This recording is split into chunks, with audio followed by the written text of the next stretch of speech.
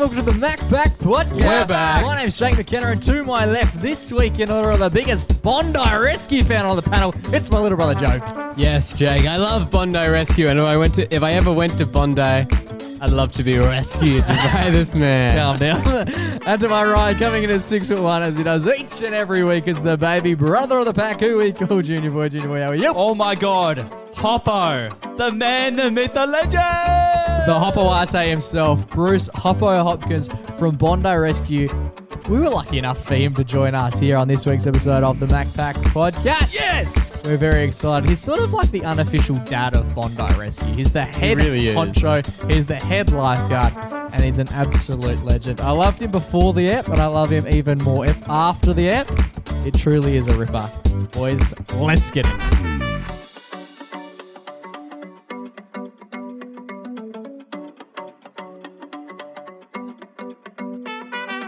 Boys! Domingo. How are we all? Are we all well? Fan-freaking-tastic, and I'm excited. I'm excited for the app. I'm very excited for the. I'm biggest.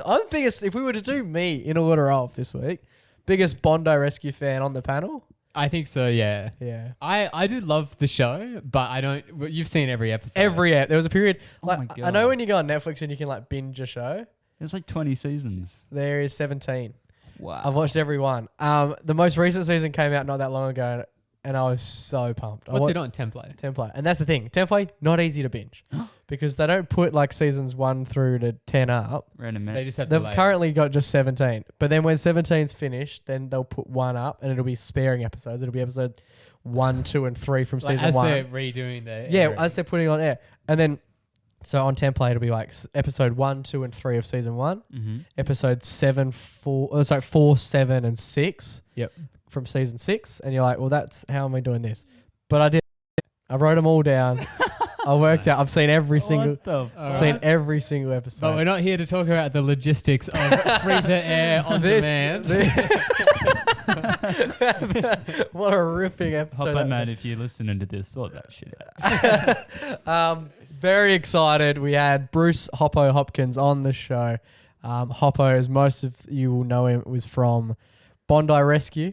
The goat. The 10-play TV show that has been running for, as we said, like 17 years. Hoppo's been a lifeguard, the head lifeguard down there for something like 20 odd years, maybe 30 years. Yeah, because he was lifeguard. He was head lifeguard when it started, and he's been doing lifeguarding for like 33 years, something like that. It's an absolutely mammoth feat. He's currently got more revivals, is that what you call? Resuscitations than any other lifeguard, I think, in the world. Probably. Yeah. He's an absolute champion of what he does, and he's an absolute champion bloke. Ladies and gentlemen, we hope you enjoy our chat with Bruce Hoppo Hopkins from Bondi Rescue. Right, Hoppo, how are you, mate? Thank you for joining us on the MacPack podcast, mate. Good. How are you guys? Really good, thank you. Fantastic. Yes. How's things? You over in Sydney? Yeah, mate. In Sydney, weather's not too bad today. So it's been cool, but it's a little bit warmer today. Yeah, nice. Good. Beaches aren't too packed? No, we had a few people still around surfing and swimming, but yeah, not as bad as summer. Yeah, nice. For those playing along at home, I guess we'll just get you to introduce yourself if anyone is unfortunate enough to not know who you are. Can you just tell us a little bit about yourself and who you are? Yeah, pretty much probably better known as Hoppo from Bondi Rescue, the TV series, which has been going now for 18 years. So we've that's probably, I've been working now for 31 years as a lifeguard. So it's been a big ride there. But pretty much grew up in the eastern suburbs around Bronny, and growing up as a kid, went to school up at Dover Heights. So pretty much all around that area my whole life. And Nice. That's about what it was. I used to come home from school and just go straight down the beach, go surfing, and I used to get mum to do my homework, and then I'd go surfing, and she'd the trade-off was I had to be home before it got dark so that she'd do my homework. Oh, that's not bad. You take that any day, wouldn't you? We'll take it back a few years. You spent a bit of time working at 2GB, the radio station. Are you able to run us through how that came about?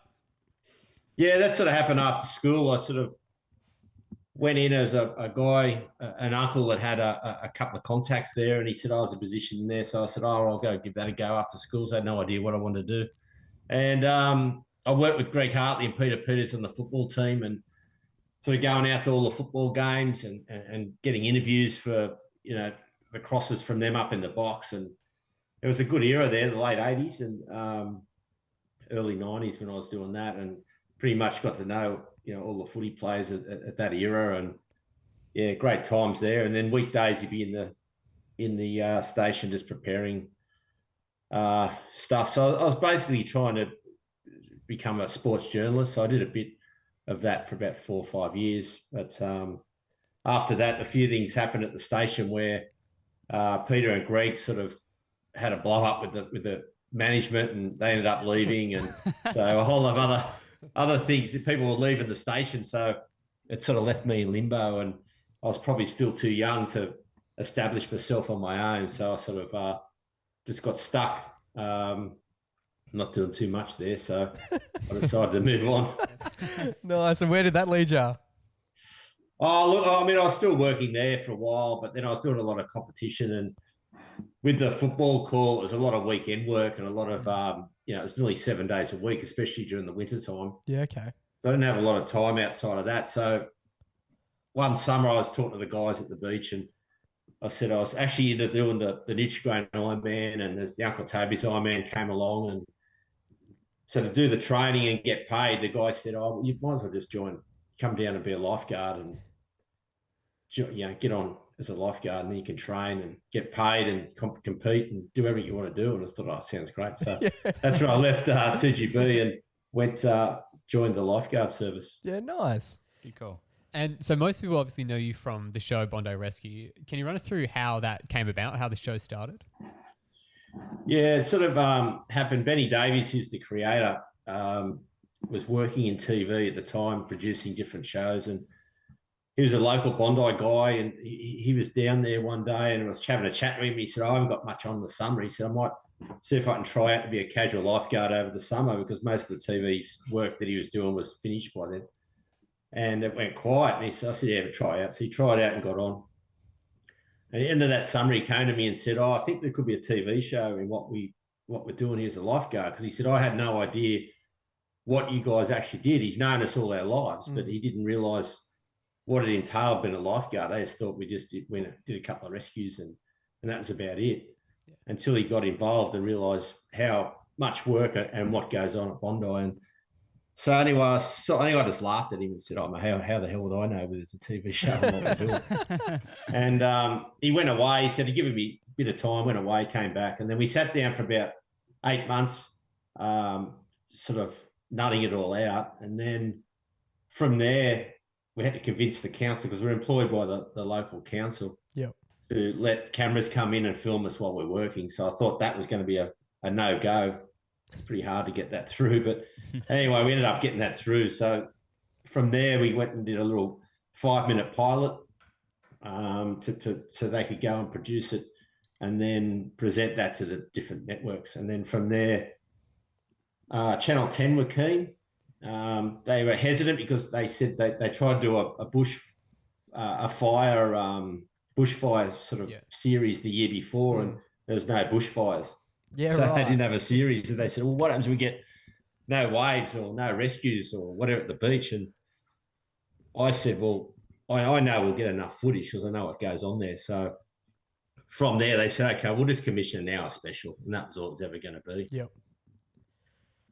So from there, when they came down, and we're just anticipating just the hour special, but we got a whole lot of rescues, people getting cut with their, gashes to the head, and all this footage kept going back. And then we got a resuscitation, which happened from the start to the finish because the cameras were there, and nowhere else in the world has captured a resuscitation from the very beginning, running in, doing it, getting the guy back, where the guy actually was speaking to us, went to hospital. They followed it to hospital, went and did the where he got a defibrillator put into his chest.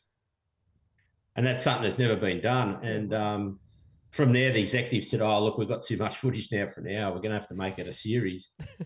So they made it an 8-part series to start with. And then pretty much from there, it was, that's history. It just took off with so there's no plan. We just got in to do it for pretty much to do an hour, and that was it. Yeah, that's nuts. You were head lifeguard at the time? Yeah, still there as head lifeguard. So, and head lifeguard then as well. So it was it's an amazing journey, but we really just wanted to do it to show people that there's professional lifeguards, because all you ever hear of is surf life saving. So no one really knows there's a professional lifeguard services around the country, and which are all employed by local councils. And that was one thing. And the other thing was to get obviously the messaging out there of what to do and the dangers and different things that happen at the beaches. Yeah, fantastic. Were you met with any like resistance from people when, as like the head lifeguard, when you're sort of trying to organise this thing for TV? Oh, yeah. Look, I mean, at the time there wasn't too much, but obviously when the show gets going, and people, depending on your personality and where you're at the time. I mean, at the end of the day, it's a job. You just work to your roster. So if you're on that day that something happens, well, you'll be involved with it. And if you're not on that day, you're not involved. So pretty much it was just luck of the draw on who was there at the time and what instance happened. But that always creates different jealousies and egos as well when certain people are getting a bit more than others. I've always wondered, because the lifeguards become sort of characters on this reality show, is there some sort of audition process that the lifeguards that you've brought in over the years have to go through? Because obviously you have to be the best of the best lifeguard, but you also have to be pretty good on camera. Yeah, we don't. I mean, there's always been a joke. You have to go to NIDA before you apply for a job. But pretty much all it is the same process as anyone, trying to get a job with council. You go through the process. If you're good enough to be a lifeguard, you're a lifeguard. The camera stuff just doesn't come into it. You just got to learn that as you go. Yeah. So it's just you get thrown in the deep end and it works out that way. That's nice. Also, I always wondered as well, because the show's become so massive and it's a kind of a part of the Bondi experience that the show's going on as well. You could be on the show. Do you guys have a lot of distractions with fans and you get nagged a lot when you're trying to do your job, when you're trying to save a life? Yeah, I mean, look, a lot of people come down for photos and things like that. And there's times where I've got to sort of plan when I'm getting from the tower to somewhere else. I can get stuck for 15 minutes, people trying to get photos and whatever else. So pretty much on the beach, you work your way around that, and people come up. You might just have to say, look, can you just wait 5 minutes? I'm watching someone that's in the water. I might have to go rescue. So there's ways around it. But yeah, definitely you get a lot of people coming up and wanting photos and want your time, and because they don't realise, I don't think that it's actually a job. I think they think it's just a TV show. And that just gets filmed and that's all it is. You go home and pretty much it's a lot of people probably just don't understand what we actually have to do. Yeah, that's fair. Can you remember the first time that you were sort of noticed as Hoppo from TV rather than just being a lifesaver, for example? Yeah, look, we pretty much from the first series, I suppose. I mean, a lot of people are coming down, but I find it more when we go overseas, and you sort of get recognised more over there or interstate than what you do now than around the Bondi area. So unless people are coming there from other areas, but yeah, I mean, it's funny that it's more so from internationals that I've found, especially from the first few years we were doing the show. Yeah, that's fair. Because the show's become a bit of a behemoth. You've won, 6 Logies for most factual program. Did you actually ever expect it to become as big as what it was? Oh, no, look, we probably just thought it'd be an hour special. Then once it went to series, we thought it'd last 2 or 3 years and that'd be it, Yeah, okay, right. It's the same sort of stuff every year. There's rescues, there's varies here and there. We've had a few different lifeguards leave, some new ones come on, and that's about the only difference. So it's surprising it's gone so long, but with the Logies, it's look, I thought maybe once we got a roll on, I mean, because we used to rate nearly 1.8, nearly 2 million viewers an episode. Yeah, that's huge. Back in the day, before digital TV and everything else came along, other net channels. So, we thought it might win one Logie. That was probably but once we won 6 in a row, they actually changed. They actually changed took out Factual, didn't have it anymore, and deleted it, and then they brought it back later on. and because they just didn't want, we broke the record, and they still wanted, they didn't think we'd be beaten. Yeah, right. So they had to change it, and they put us then into reality, knowing that we wouldn't. Well, they were hoping we wouldn't even get nominated, but we still got nominated in reality, which was crazy. But obviously we weren't going to win that section. How far along did Bondi Vet come into fruition after your show? I'm trying to think. It's a fair few years later. I think we were going for at least 6 or so years, I think, before Bondi Vet came along. And it was funny because we're quite good friends with Brownie, and it was always a joke that the start of his show was like the shot of Bondi Beach and Bondi Vet and all this. And where they used to shoot it, where the vet was, it was way up at Bondi Junction. It was like miles away from where the beach was. Yeah. They started as if it was right on the beach at Bondi. Yeah, it was a funny, it's a joke that we've had for years down there. Yeah, nice. Very cool. Are there any like major things, either like funny or serious things that have happened while the cameras weren't rolling that you wish was captured? Oh, I suppose I mean, they obviously come in just December, shoot 7 days a week until the end of February. Yep. And that's their block that they do. So outside of that, there's plenty of good stuff happens that doesn't get captured by camera or goes to air and things like that. But I suppose the one that stands out is when we first started filming, and they were learning as well because they didn't know how they're going to shoot something on the run. Yeah. Because nothing's set up or staged. It's just pretty much what happens. And the cameras have to capture that. And it's easier these days because they've got the GoPros. A lot of stuff just gets locked in with the GoPros. Whereas back in the first series, you had 2 lots of cameramen on the beach, one in the tower and a girl underneath the tower getting all the dialogue that was coming through and listening and working out what they were going to send off back to the edit for that night. And I remember after 2 weeks, I went and asked her, I said, how's it all going? And she goes, well, so I'll tell you one thing. It says it's been very educational. Listen to the dialogue that's been coming through. I thought, I can imagine what the guys were talking about because you actually forget that you're being recorded or you're on camera. You're just doing whatever, and they're talking about what they were doing the night before and things like that. It would have been quite educational for them. Bondi Uncut. You've obviously had like some big names come down. You mentioned Richard Branson in the questions that we just did. You've had like the likes of Rowan Atkinson, for example, come down. Have you had any fantastic experiences with these people? Oh, yeah, with all those. I mean, I remember, Rowan Atkinson, like Mr. Bean, he was riding his bicycle along the promenade. David Hasselhoff came down and we put him in the uniform and I walked on the beach with him and he couldn't help himself. He had a typical Baywatch, tube on his shoulder and he did his fake little run, his jog along the beach. And there was a good sort going in for a swim, nothing wrong with her, and he had to run in and dive in with her just to make sure she was okay. But I suppose the main one that stands out was I was down the north end on the beach bike, and I was sitting there just looking at the water. And next thing you know, this girl got in next to me and sat next to me in the buggy. And I sort of looked across, and it was Paris Hilton. Yeah, right. And he used to do a stunt every year where a car would drop her off at the north end. She'd walk on the sand and then come along the sand and go to the south end, up the stairs, straight back in a car and go. It's just a total media stunt just so she could cause mayhem. And this day she got in the car and then we got swarmed by that many people and the paps, and I couldn't move the buggy. I was stuck there with the buggy, and guys calling me on the radio from the tower saying, you need to move, come down, and there's someone in trouble down south. And I can't move out of the crowd. I was stuck in there.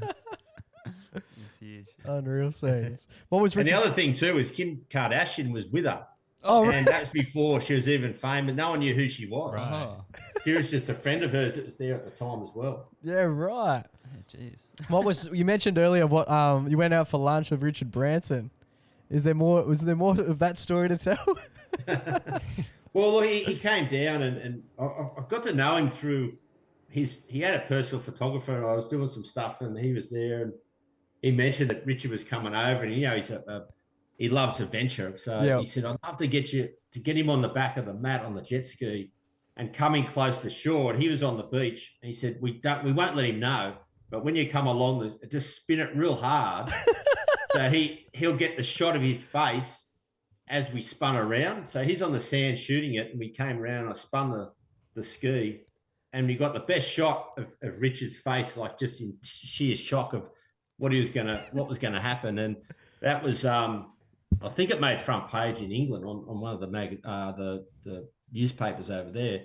And anyway, he said, "Oh, mate, that's so much fun. I'm going to take you to lunch." I think we went across to, it was North Bondi Italian in those days. It's North Bondi Fish now, but we went in there and sat down, had a good chat. And it was funny. He was talking about business and what, to do and things like that. And he said, "How are you building the team?" We were talking about the lifeguards. He said, "It's really good." He said, "Because end of the day," he said, I'm the face of what I'm doing with Virgin." He said, "Man, I've got no idea how to run airlines or how to do all this sort of stuff." He said, "All I do is source the best people that can run these things and build a team that they can all do it all." Yeah. He said, just use the same theory. And I've always stuck by that. And I've used the same theory for the lifeguards and say, right, I can do this. I need someone that can do, that's amazing on jet skis or boards or whoever it is, so you're matching everyone to make the whole team a lot better. And that's always stuck by me with what he was saying. And that makes sense. And you look at all the successful businessmen and businesses, it's pretty much he said a lot of them haven't even finished school. Yeah. Okay. He said the people that go to uni, they're the ones that'll be working for you. They'll never have their own. They'll never be entrepreneurs. But he said the ones they're the ones that are willing to take the risk. He said the problem is that you've got too many people that you're so structured on what they teach you, and you won't break outside of that. So whereas he said these, like himself, they take massive risks. Yeah, that's a great insight. Yeah, right. Hoppo, you personally have been involved in the most resuscitations in any other lifeguard at the surface. The show does take some serious themes, but then also some comedy. But in the seriousness of committing a resuscitation, does that take a bit of a toll on you personally? Oh, it does take it on a lot of us. I mean, back in the 90s, we didn't have, defibrillators we got in 1997. I think it was the first one that came in. Yeah, wow. We were one of the first to use them. And that success rate helped a lot, because if you can get that on within a minute, you've got like a 90% chance of getting someone back. And then you sort of lose a minute every 10%, sorry, every minute after that. So it does take a toll. I mean, ones you don't get back, it's tough, because the families come down because they're grieving and they want to come to the last place that their loved one was. So you become part of their grieving process. And you don't even know the people or the family most of the time. So you sort of get caught up with all that. And even the successful ones, it still takes its toll, because there's that much pressure on when you're doing it, because generally you've always got a family member or someone that knows them that's standing over your shoulder, and they're crying and screaming and things like that. So you've got to put all that aside and continue on and just do what you've been trained to do. Yeah. Something that often goes unmentioned on the show is how many suicides take place down at Bondi.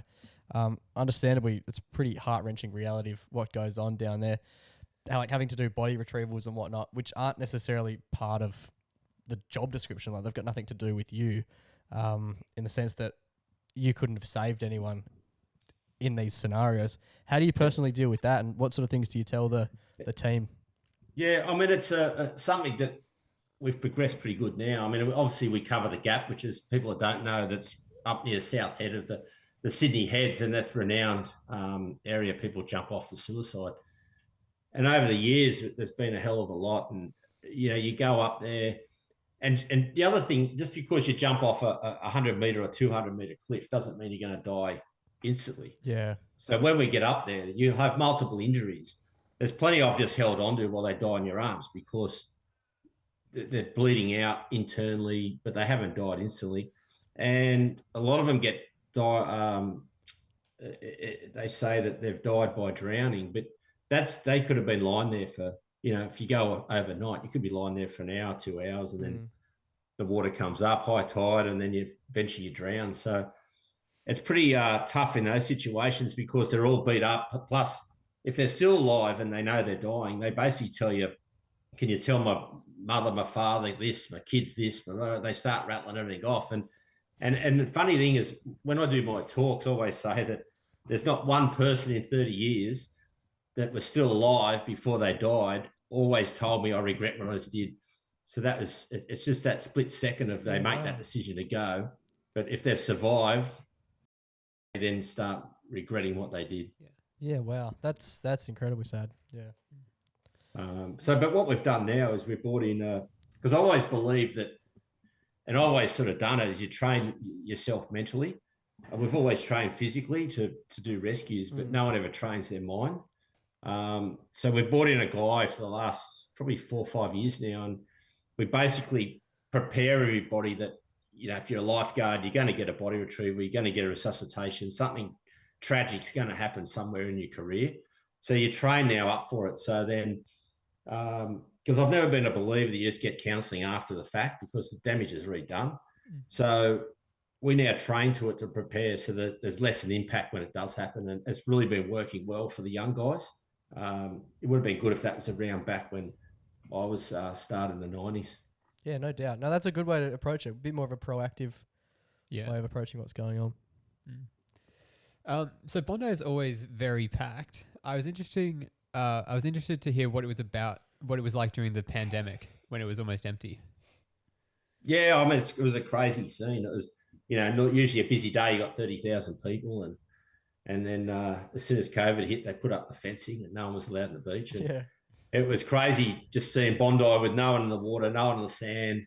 I think it lasted about 5 weeks that no one was allowed on the beach.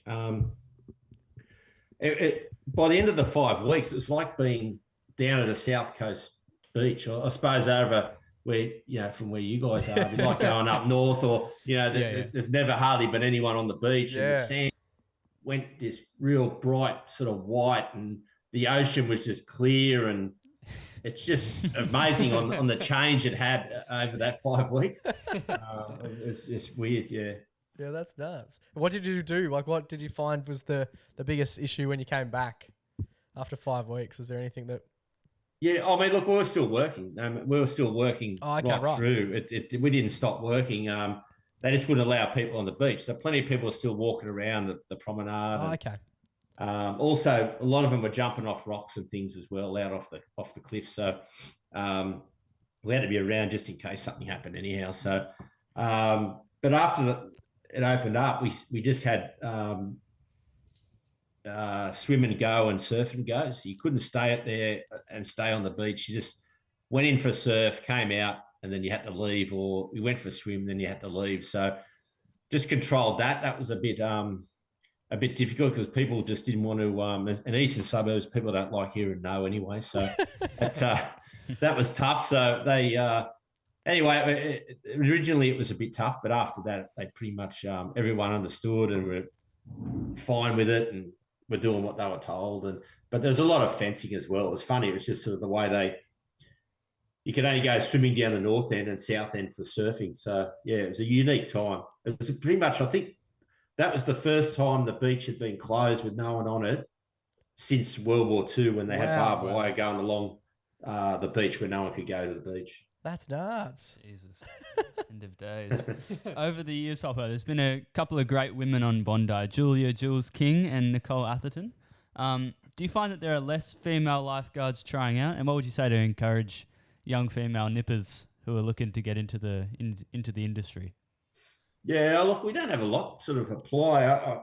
There's probably no reason I mean, the test we do is pretty tough. I mean, a lot of the guys don't pass the test as well to try out. So that's probably one side of it.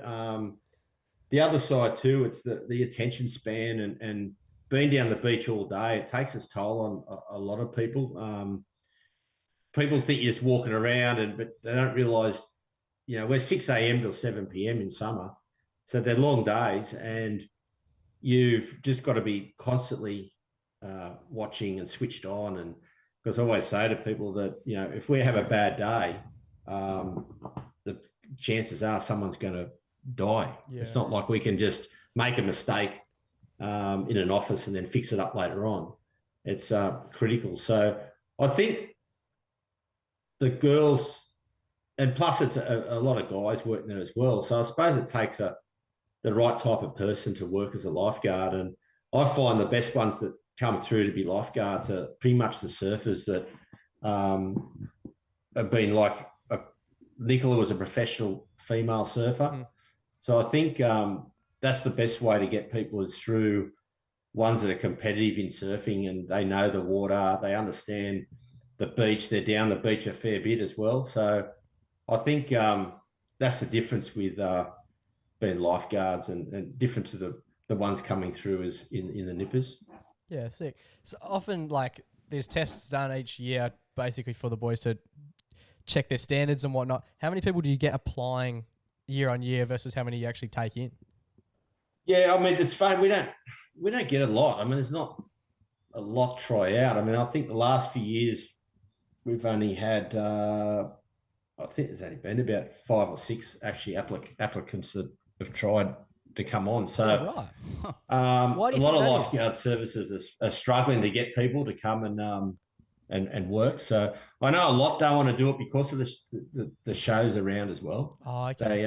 They're paranoid that they're not going to be up to it or they'll be exposed or, you know, they just don't want to be on TV. So that's probably one downside. But the other thing I think is just that people probably think it's a good job to start with because you're at the beach, but don't realise what it entails until they come in and actually look at it. And also, as I said before, the testing, people think they're fit. And it's funny that when they say, yeah, I can do this, I can do that, you know, and most of them go, yeah, I go to the gym and all this stuff. I say, oh, that's fine, but you're not going to be any good when you're out here and you're getting pummeled by a 6-foot wave or, you know, that's a different story. And that's where it, and the funny thing is, it's amazing the skill level these days that how many can't paddle a rescue board. That's the thing that amazes me is when I obviously came through the nippers and that organisation when I was a kid. And if you couldn't paddle a board, they kick you out. Yeah, right. Whereas now it doesn't really matter. If you can't paddle, that's part of it and you continue on.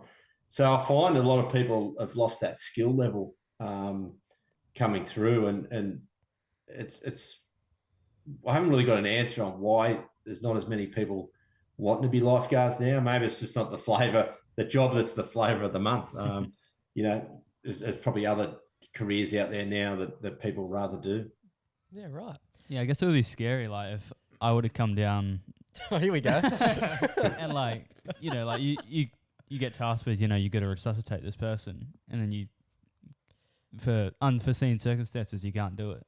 You run the risk of you being on national TV. Yeah. Not being able to save someone's life. Yeah, it's not really the position you want to be in, is it? Yeah. You got to be good. You got to know what you're doing. That's why we need Hoppo. Yeah, exactly.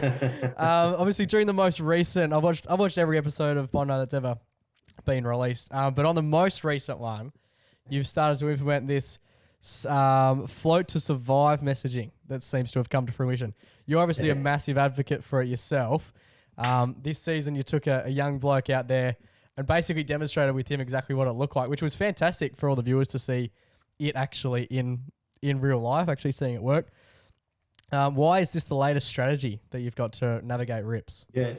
Oh, look, I mean, all the years of watching people's behaviour coming to the beach, and I've always believed that we should never call rips dangerous because if you're a kid and you get told something is dangerous, well, as soon as you get put into that position, you're going to panic straight away because mum and dad's been telling me all my life that that's dangerous.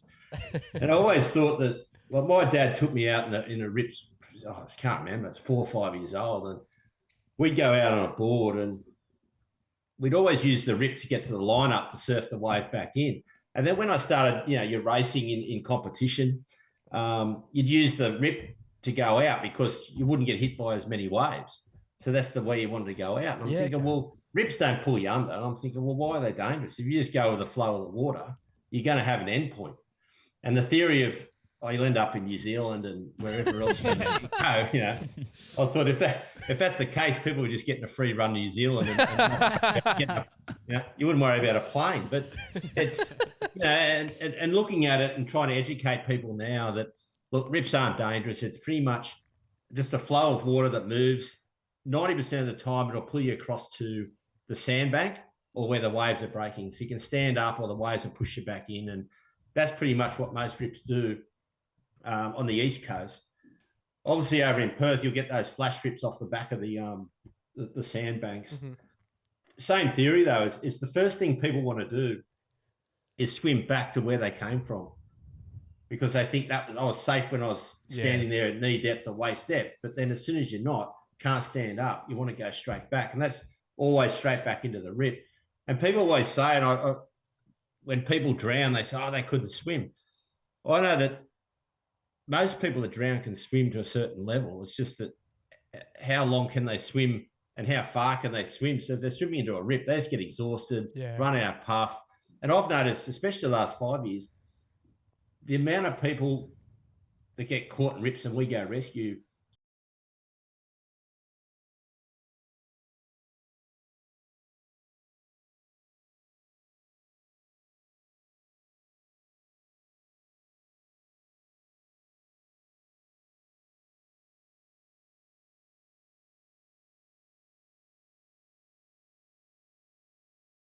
people, and they always said, we just want one message. There's too many messages out there.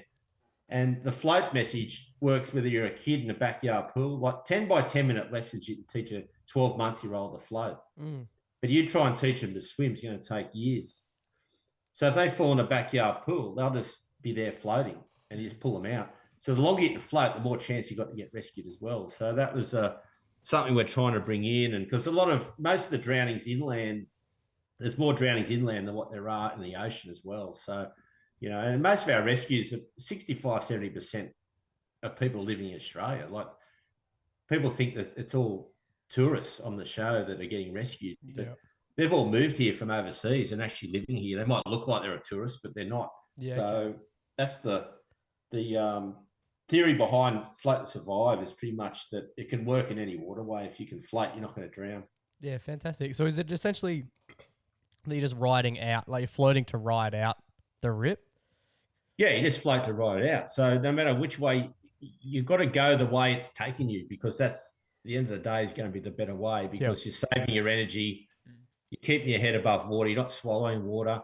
It's called deep water shock. So the first thing you do is, if I came up behind you and scared you, your first reaction is you take a big gulp of air, right? So as soon as you go into the water, that's your reaction. So the ones that drown have gone underwater when they're doing that reaction. Yeah, okay. And then they swallow water straight away, and that's the start of the drowning process. So that's why people are drowning.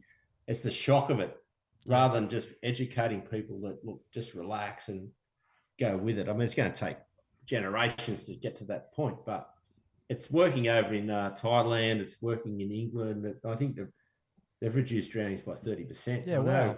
Thailand have reduced it by 50%. I mean, to pass the test in Thailand, I've been doing a bit of work with them, and they make them do, the kids, they've got to float for 2 hours to get past. Wow. So, busy day. It's crazy what they're doing, but it's working, and it's active. It's called active floating, we call it as well. That's like whether you can, like light breaststroke or sculling or, you know, moving a bit, but you're not using much energy. That's the idea, is to reduce the amount of energy you're using. Oh, that's fantastic. Well, that'll have a lifelong effect down at Bondi, I have no doubt. Well, it's funny enough that we've been doing that now for the last 2 years, and our rescues are halved. Yeah, fantastic.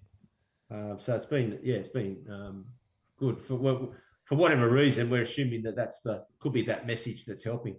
Have you found, just quickly on the last couple of years, obviously since COVID, did you find there was a massive resurgence at Bondi, probably bigger than it was previous to being around?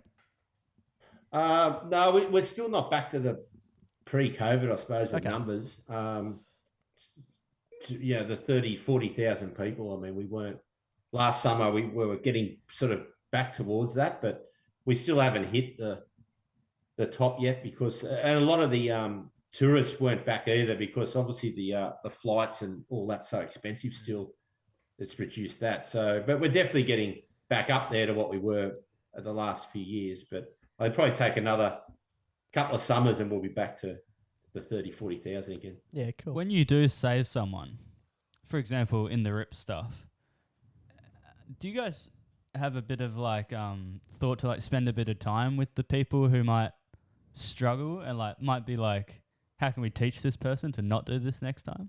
Or is that not? Yeah, I mean, you do if you've got the time, depending on how busy it is, and you got to move to do, back for another rescue or move further down the beach with another, because the guy in the tower is basically maneuvering everybody around like you're playing chess. It's just they're only moving. They're not moving for the sake of moving. They're moving because they've been told they need to be in a certain position. So, but what we've been doing is on the megaphone before we go and do a rescue, if we can get their attention and say, look, just stop doing what you're doing, float and go with the flow of the water. The ones that do that ended up getting to the sandbank and rescuing themselves. The ones that ignore that and try and swim get tired, and we've got to go rescue them. Yeah. So it's that's probably why our rescues are reducing, is because we've changed our strategies on the way we also tell people, how to get out of the water, and that seems to be helping, and that educates them too, because then if you get a chance, you say, how was that? And they go, oh, that was way easier. Yeah. I said, what would you have done if I hadn't told you to stop swimming and float and go with the flow of the water? They said, I would have kept swimming and tried to swim back to where I came from. Yeah, exactly. And they wouldn't have made it because they would have got so tired and exhausted. Yeah, no, I think it's a fantastic message. And it seems to be working, which is the key. Good stuff. Yeah, it's like once you hear it, you're like, oh yeah, that makes sense. Yeah. If I don't panic. And it gives us more time as well, as I tell them. Yeah, exactly. If you can only, you're swimming and you go under in 5 seconds, by the time I get aboard and get out and get you, you're going under and swell up water. Whereas the longer you can float, the more chance I can get to you and then rescue you, then there'll be nothing wrong with you. Yeah, exactly. You can't die floating. That's the key. That's right. Pretty hard. Your podcast, Life's a Beach, has been going on for a couple of years now. You've had some pretty massive guests, Shannon Knoll, Danny Green, Greg Page from The Wiggles. Can you give our listeners a bit of a run through of what the pod's about, what they can expect? Yeah, I mean, Life's a Beach came up, and as the saying goes, life's a beach, it also can be a bitch. So I thought I've rescued so many people at the beach, and mental health's obviously out there all the time now. It seems to be getting worse. And so I thought, I might try and, if I can get a podcast and do it where, and put people's stories out, because no matter, like, you're a Danny Green, world champion boxer, or, from the Wiggles, or wherever you're from, everyone has a bad time in their life. Obviously some a bit worse than others, but everyone's going to have a bad run. And I think young kids these days, they're looking at social media all the time and seeing these people, and only people put stuff on there that social media that their lives look like they're the most fantastic things that's happening, and if your life's not that good, you're looking at all these other people, you're looking at your friends and going, oh, their life's way better than mine, and then they just get depressed. So what I thought is just to do that and get people out there talking about their stories. It's really been resonating with people, because the high profile people have said that, and they talk about the difficult times they've had in life, and it's not that easy as what it seems. You're usually, like Danny Green was a good one to say, well, he just didn't become a great boxer from overnight. It took years and years and years to get to the point that he was actually going to be a world champion. And there's a lot of other stuff that happens within all these people I've interviewed. And, Barry DeBar, that was off Living Room, he came out and said that he was at a point, he had all these houses and he was pretty well off. He was also then, he's on TV and, he went through his cancer battles. But prior to getting diagnosed with cancer, he was up on the gap ready to jump off. Yeah, right. Because he was so depressed. So it doesn't matter whether you've got, people think if I'll go to a job with more money, or if I've got more money, I'm going to be so much happier. It's not the case. You can be even more unhappy than what you were prior. So it's finding that medium with your lifestyle, and it's just talking about that. And I think more people talking about it is helping a lot of younger people, and also older people. Often people come up telling me, they say, oh, it's great, I listened to that one, and it was really good, because what's happening in my life at the moment is similar to what they were talking about. And so it's having an effect on people, and that's pretty much what the podcast's about, is just and you don't have to be well known or famous to be on the podcast. You could have a really good story. I got one I'm doing next week, interviewing a guy that jumped out of a plane and fell 15,000 feet, and the chute didn't work, and then the second chute didn't work, and he hit the ground from 15,000 feet and survived. So, and what he went through after that point was just crazy with depression and all that sort of stuff. So, it could be anyone. Everyone's going to have a bad run. Yeah, wow. No, it sounds good. Oh, sorry, my turn. You've obviously achieved so much in your career, literally saving people's lives. What's next for Hoppo, and when do you expect to retire from Bondi Beach? Oh, look, I mean, you're only as good. I'm turning 55 this year, so at the end of the year, so your body's starting to break down a little bit with injuries. But You did a calf in the most recent season, didn't you? yeah, I'm still getting bagged about that. Surely you've got the ability to say, yeah, we're not using that bit in there. yeah. It's like someone shot me in the back of the leg. Yeah, I mean, you're only as good as your body holds up, I suppose, being a lifeguard. And the other thing too, as you get older, you start thinking, when you're younger, you're invincible, right? You'll go out in any size surf. You don't think anything's going to happen. But as you get older and you get a few injuries, then you start thinking on, well, what could actually happen if I'm out there? So, that starts playing on your mind as you're getting older. And so I suppose a retirement, I'll see how long I can go for. But obviously there'll be a point where I'm going to have to retire and give up the board shorts. But from there, that's what I'm trying to do, all these other things. And like Life's a Beach, the podcast, I'm doing the Float to Survive. And I do a lot of corporate talks as well about team building and resilience and a whole lot of range of stuff. So, and I still do a bit of radio here and there as well and do that. So maybe the future, it's something along those lines that once I can't keep being a lifeguard. Yeah, cool. Is there any advice, or what's your biggest learning that you've had over your time at Bondi?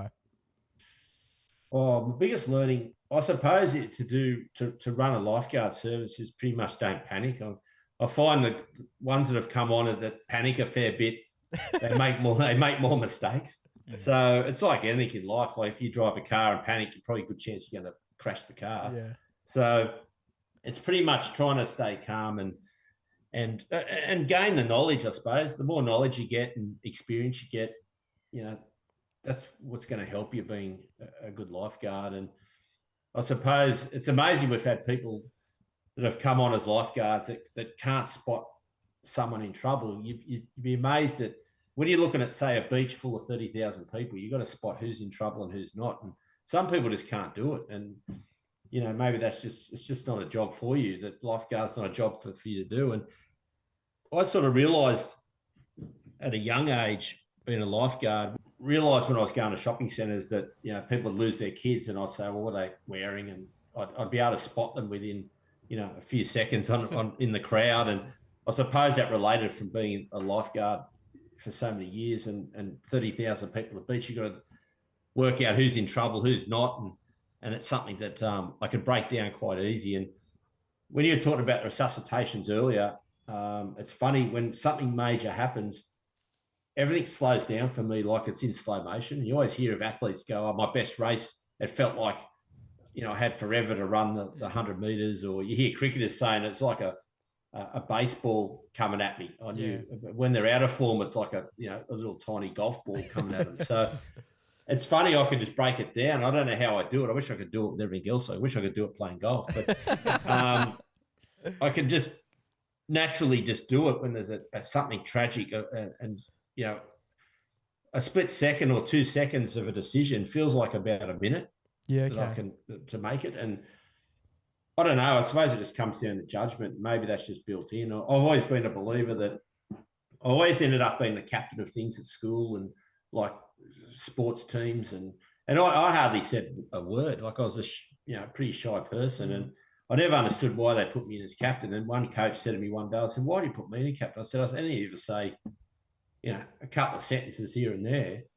And he said, yeah, but the difference is, he said, when you do say something, everyone stops and listens. That's why we put you in those positions. Yeah. And I suppose that happens. And when I do my talks and I suppose that happens too with being a lifeguard and running the team, they do tend to stop and listen when I do say something, but I don't say it all that often or all the time.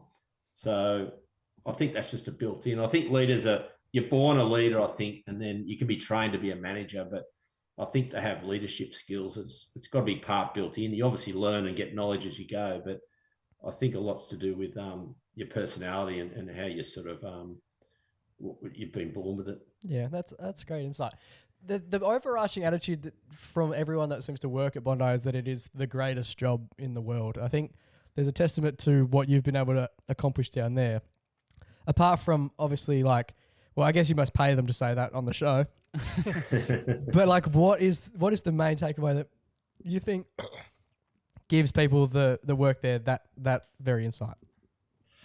Oh, look, we've always been everyone can get egos and things and jealousies and that, and it's sort of an environment down there now that you can you get cut down pretty quick. So you've never ever, and even before the TV show, working as a lifeguard, you got cut down quite quick. I mean, we've had a lot of professional surfers around the area there that were going away and surfing and coming back, and some of them thought they were bigger than because they're on the pro tour, and they got cut down pretty quick as well, just living around the area. So I think it's just an environment that it's been built in, and it's something that we've tried to create as a team. I mean, a lot of people see us as like the old TV show MASH. It's like we're joking around and bagging each other, but then when something serious happens, we all know our role and we get in and do it. But I think I always wanted a team, though. When I went in as the head lifeguard, I changed the times of the physical tests, and we dropped them lower to what the standard was. And the only reason we did that is because I wanted people so to cut it sort of, to give you the background of the story, there's a few of the guys that would not have made the time when we dropped it. And they were whinging that they're going to get cut out, not be able to work as lifeguards. I said, well, if you really want to be here and really want to work, you'll do whatever you can do to get under that time. We set the bar at whatever level. Yeah. And I said, your weakness is above the bar, otherwise you wouldn't be working here. Mm. So what we did was we worked on everyone's weaknesses. So if everyone brought their weakness up 5%, the whole team lifted massively, rather than just constantly working on your strengths. Because your strengths, you don't need as much work because you're constantly sort of naturally doing that as well. So that seemed to work quite well, and to the point where people would come up and then say what their weakness was. I need to work a bit more on this. And so I think there's a lot more. We've built a lot of trust, and you're not going to lose your job if you are a bit weaker in certain areas. And I think that's really helped with the team all round. And that's why people enjoy being there. And, you get plenty of leave, you're working at the beach. So I think the environment, you need to keep that constantly evolving as well. Yeah, that's fantastic. Well, thank you so much for joining us here on the MacPack podcast. Hoppo, it's been an absolute pleasure, mate. I've been a huge fan personally for the longest of all times, I think. I think everyone's been a fan of the show since it started. Yeah, it's been unreal. So to actually have the opportunity to speak to you, it's been fantastic, mate. Before we do finish up, every guest that comes on the MacPack podcast gets donned. You're a cricket man? Yeah, I love the cricket. So we've got like MacPack caps, and then you're now part of the VI pack. So you've got a little encrusted number 23 on your cap. It's like the baggy green. Yeah, it's essentially that's where it comes from. So we'll be sure to get that one out to you. And then if we're ever in Bondi, mate, we'll come say good day. Yes, I'll go get mate, come knock on the door and. Absolutely. The renovation's still going on down there. I was down there in November, and you weren't working out of the main tower. Yeah, no, we're back in the main tower. February, we were back in there. So cool. That's all been renovated, and we're back out of the site sheds and all good to go. Beautiful. Well, thank you so much again for joining us, Hoppo. It's been an absolute pleasure, mate. Thanks for having me. You're the best, and thank you for your service down saving people's lives, mate. You're the best. Good, mate. Cheers, Hoppo. What an absolute ledge. King! I love him. I actually love him more. I say that once we finish with that. I reckon I've told every guest that I love them after we've... Which I didn't think would be possible, but it is. Can you imagine having an interview with someone going, God, they really rubbed me the wrong way? That's what Hoppo's thinking about. Well, when we finish, we come back. Good. That poor taste in my mouth. No, he was great. He was all the lifeguard story stuff, so interesting. Yeah. And I think what's great is there's obviously he's mental health related podcast, the Float to Survive. It's good to see someone who's obviously he's famous for being a lifeguard. Yeah. And does all these great things. It's a really good positive role model for young Yeah. kids. Especially it's good to see like a guy out there doing that kind of thing. We often say it. We don't believe in laurels. If you know someone named Laurel, move her out the way. We don't rest on laurels, and neither does Hoppo. What's a laurel? What is laurel? Have you never heard that saying? I've heard of, never had it. So explained. I just said I say it often, and you boys have never. Yeah. You know how like you don't rest on your laurels. No. It means like don't get complacent with what you're doing. Right. Is that going to be the title of the app? Is that, Jake? Laurel. I always, whenever you hear it, I just hear Yanni. Yeah.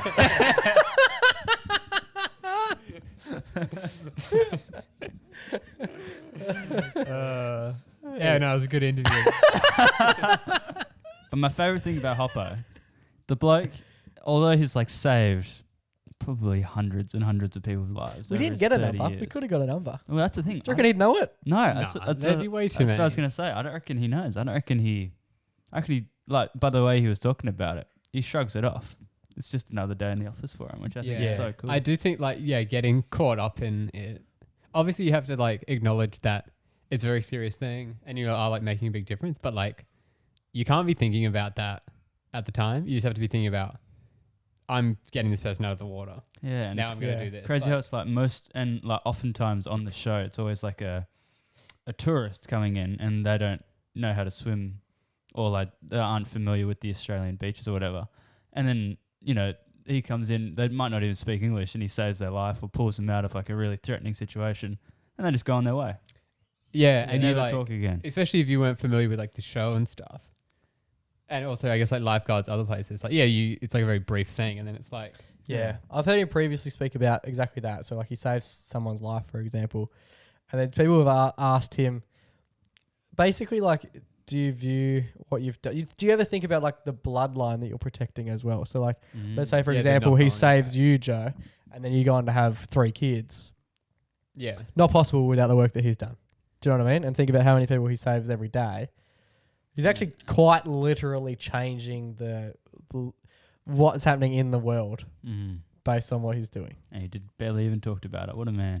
Yeah, he's humble. just he's just very humble Yeah. man. No, he's a fantastic guy. One of Best of the best. my favorite chats I've ever had. Period. On podcasts, off podcasts. Yeah. Lovely man, and so grateful that we got the opportunity. Yeah. It was just, I was I knew it'd be interesting, but I was on the edge of his word the whole time. Yeah. This is damn.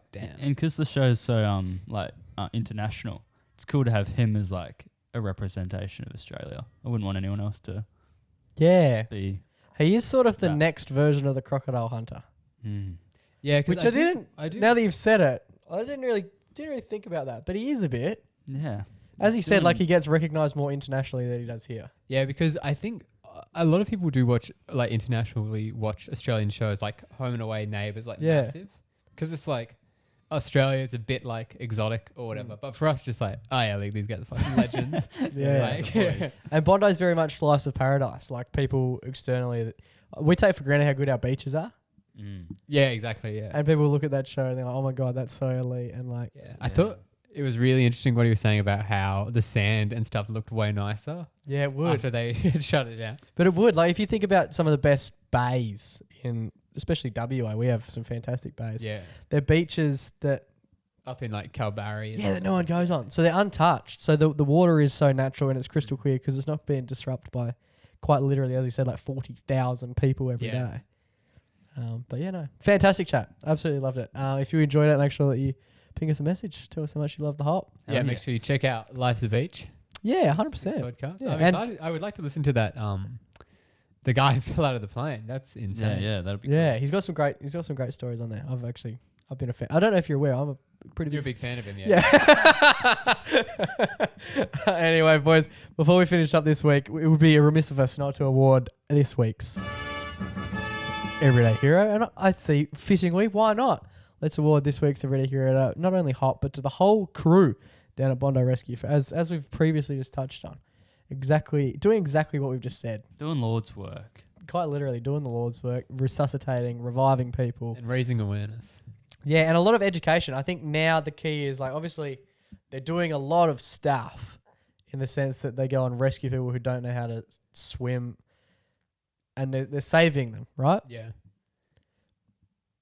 But I think what they're now doing is in regards to the educational piece, float to survive, and just making sure that people who are entering the water are aware about what to do. It's going to have lifelong effects, and the flow-on effect that's going to have on people in Australia, but globally as well, will be fantastic. And once they start teaching that at school, it's like, like stop, drop, and roll.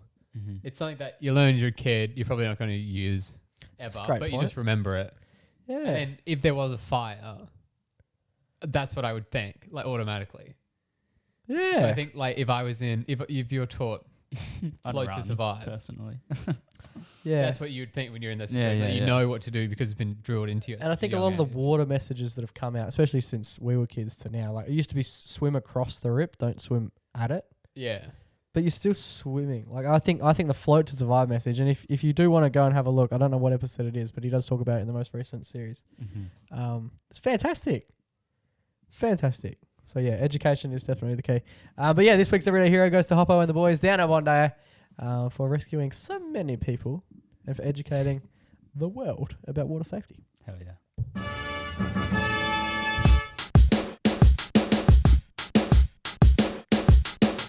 All right, boys, that brings us to the end of another episode of the MacPack podcast. One of my favorites to date. Yeah, really good. Super interesting. I love it. Really enjoyed. I don't know if you can tell, I'm crook as fuck, and Riley's got half his face missing. So, like, we wanted to do this so badly that, yeah, we were never going to miss the opportunity. No, at time of recording, my jaw is in 10 pieces. Yeah. Yeah. So And my nose is actually full. So, that's quite a I visual. prefer to have a full nose than a broken jaw. I must say, like, a couple of embarrassing times, like you meet your idol and whatnot, and then you quite literally, like, he's talking about... not any flax on anyone with a lisp, though. It's a beautiful thing. He's talking about float to survive, and I'm drowning on nasal fluid. I was thinking about that because obviously, you can see Riley through like the Zoom thing. Yeah. And like, Don't look well. I mean, he doesn't look. You don't look That too bad. I was hiding behind my mic. But yeah, I was thinking about like if we recorded this like right after the thing, and he was just like, oh, man, Whoa. that guy just looks like that. Like, no one's mentioning it. Yeah. True. Why has no one said anything about Yeah, the bloke with a basketball Why for a did- head? Yeah. That guy's voice is like so weird. He's barely opening his mouth. Why does he have a podcast? Why has he If got the these, one thing he can't do is speak, maybe find a Yeah, different maybe these could- hobby. wires holding his teeth together. You were getting up to check the camera, so he was like, "Oh, he must be like the tech guy." Oh god, no, it was good fun. Absolutely great fun. Oh, we laugh. We